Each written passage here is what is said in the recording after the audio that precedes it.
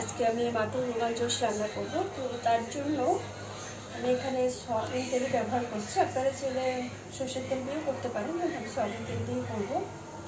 এখানে তেল দিয়ে দিলাম।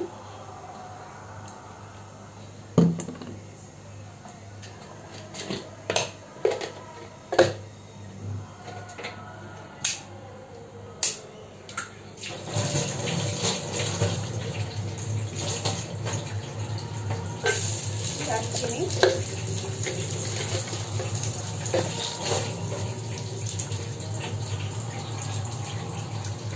আস্ত এলাচ,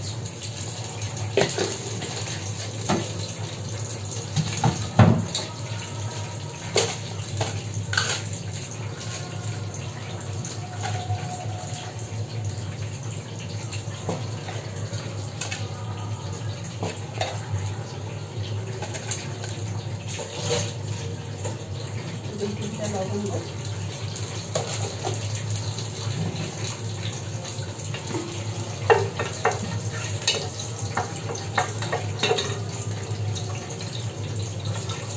মাংসটা দিয়ে দিব।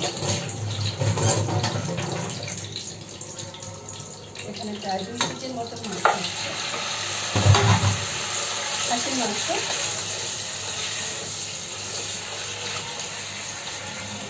সাথে দিয়ে দিব লবণ,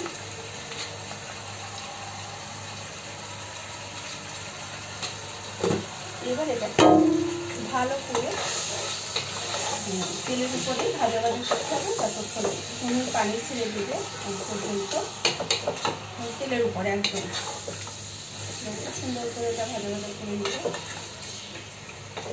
পানি ছেড়ে দেওয়া পর্যন্ত।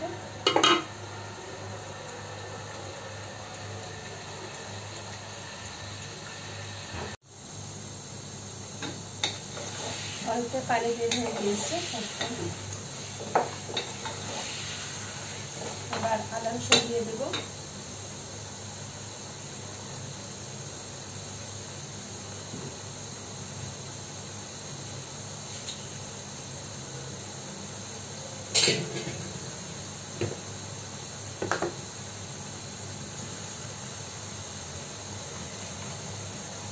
আদা রসুন পেস্ট, আমি আদা পেস্টটা আগে দিয়ে দিচ্ছি।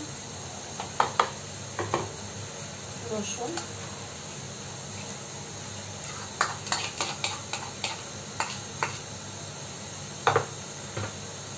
এবার আরো কিছুক্ষণ করতে হবে, একদম পানিটা কমে যাবে সেই পর্যন্ত আসলে ঘুরাঘুরা করবো আমি।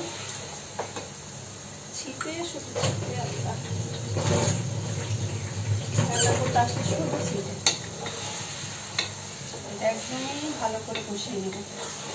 তারপরে বাকি মশলাগুলো দেবো, মানে একদম পানি থাকবে না, তেলের উপরে আসবে ওই পর্যন্ত আমি এটা ভালো করে। আর মশলাটাও সুন্দর করে আদা রসুনটা পেস্ট একদম মাংসের সাথে ভিতরে ঢুকে যাবে সেই পর্যন্ত পানিটা একদম টেনে যাবে, তেলের উপরে চলে আসবে মাংসটা।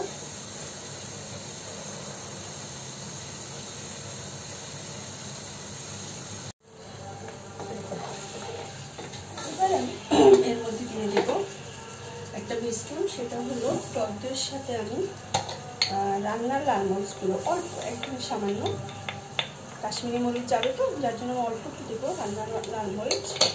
তার সাথে যাবে জিরার গুঁড়া, এটা টক দইয়ের সাথে যাবে জিরার গুঁড়া, এবং তার সাথে যাবে হলো ধনিয়ার গুঁড়া। খুব সুন্দর করে ভালো করে মিক্সড করে তারপরে আমি দেবো একটা টক দইয়ের সাথে যাবে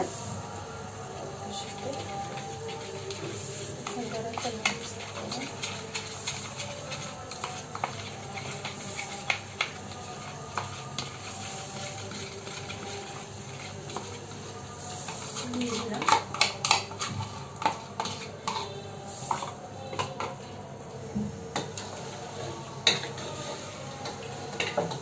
এটার সাথে এত যাবে হলো লাল মরিচের গুঁড়া যাবে, সেটা মরিচের গুঁড়া যেটা কাশ্মীরি মরিচ সেটা যাবে। মেয়ে রান্নাটায় কাশ্মীরি মরিচ দিতে হয়, কাশ্মীরি মরিচটা দিচ্ছি কি সুন্দর লাল।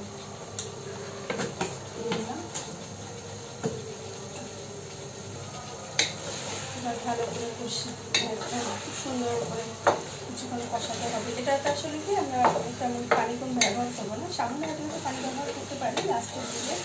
সেটাতে আসলে কোনো যে টকের যে মিশ্রণটা দিলাম সেটা দিয়ে অনেকটা পানি বের হয়ে গেছে, ওইটা দিয়ে অনেকটাই সেদ্ধ হয়ে যাবে, যেহেতু খাসির মাংস খুব তাড়াতাড়ি সেদ্ধ হওয়ার কথা।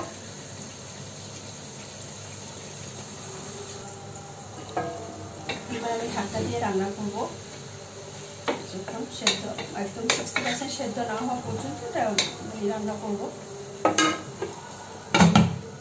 ঢাকনা দিয়ে দিলাম, হতে থাকুক। পরে বাকি প্রসেসটা সেদ্ধ হওয়ার পরে আপনারা দেখেছেন যে আমি পেঁয়াজ দিইনি, পেঁয়াজটা আমি বেরেস্তা করে দিব, পুরো পেঁয়াজটাই আমি বেরেস্তা করে দিব এখানে। আর আরও কিছু আছে সেগুলো আমি পরে দিব। সুন্দর করে ভালো করে সেদ্ধ হয়ে একদম লাল হয়ে যাক, তারপর আমি এটাতে বাকি মশলাগুলো দিব।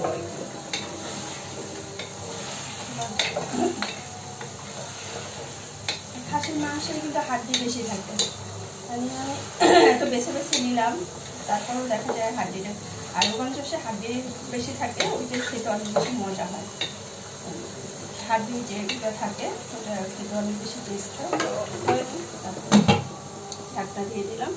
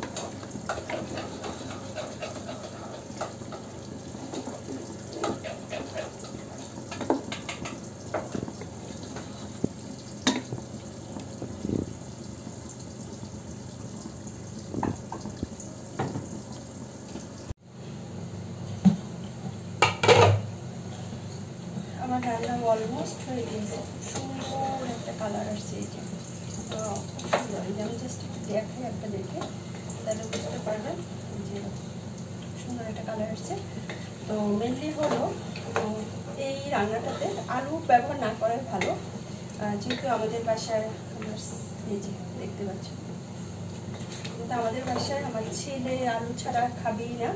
তো তার জন্য আমি আলুটা একদমই অনেকক্ষণ অনেক সময় নিয়ে ভেজেছি, এবং এটা এখন আমি এটার মধ্যে দিয়ে দেবো। কারণ এটাতে আমরা যখন রান্না করব, মানে আপনারা যখন রান্না করবেন, এটাতে আপনার কি বলেন, আলু না দেওয়াই ভালো। আলু না দিলে, আলু দিলে একটা টেস্ট একরকম, আলু না দেওয়ার পর টেস্টটা মেন টিপে রান্না, সেটাতে কিন্তু কোনো আলু ব্যবহার হয় না, কোনোই আলু ব্যবহার করা হয় না, শুধুমাত্র আপনার মাংসটাই রান্না করা হয়। কিন্তু মাংসের যেটা আরেকটা ইম্পর্টেন্ট পার্ট আছে, সেটা আমি এই আলুটা দেওয়ার পরে আমি আপনাদেরকে দেখিয়ে দেবো। মেনলি হলো ওইটাই হলো রোগান জোশের মেন ইম্পর্টেন্ট পার্ট। তো যেহেতু আমি আলু দিয়ে দিয়েছি, আমি জাস্ট আলুটা নরম হওয়া পর্যন্ত একটু, আলুটা অলরেডি নরম হয়ে গেছে কারণ যেহেতু আমি ভেজে দিয়েছি, তারপর একটু মাখিয়ে নিই, মানে একটু মাংসের সাথে ভালো করে একটু মিশে যাক আলুটা।